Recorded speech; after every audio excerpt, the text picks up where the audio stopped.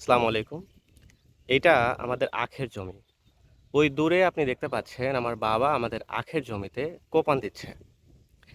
আহ এই দৃশ্যটা দেখার পর আমার প্রতি আপনার অনেক বেশি রাগ হতে পারে।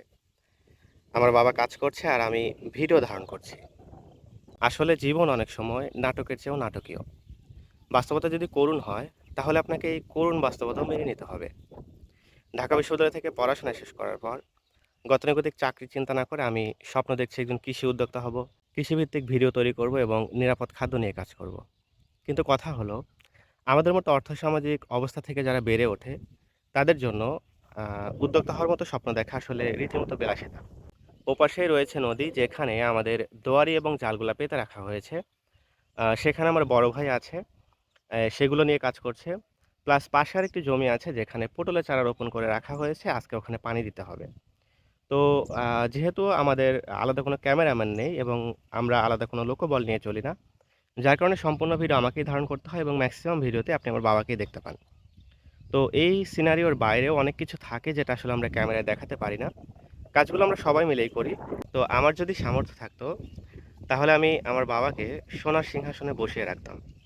আসলে আমার সেই সামর্থ্য নেই। যেটা সকল সন্তানেরই তার বাবা-মাকে ঘিরে কল্পনা থাকে। তারপর আমি বিশ্বাস করি আমার অদম্য ইচ্ছাশক্তি দ্বারা আমি আমার কাঙ্ক্ষিত লক্ষ্যে পৌঁছাতে পারবো।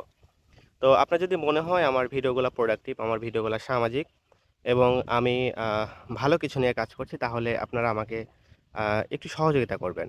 আসলে আমার এই বন্ধুর পথে আমি একাই আমার সহযোগী।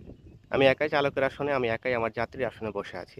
ব্যক্তিগতভাবে এখন আমার রুটি-রুজির ব্যবস্থা ওই শহর থেকেই আসে। যার কারণে আমাকে শহরেই থাকতে হয়।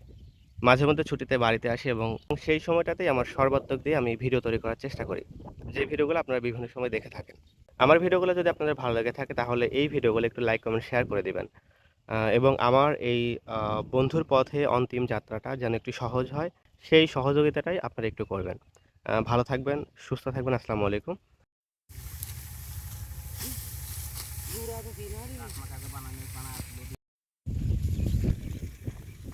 একবার ও একবার বাস পানি পাবো 10 খানা তো 15 না এক জায়গায় নিয়ে যাচ্ছে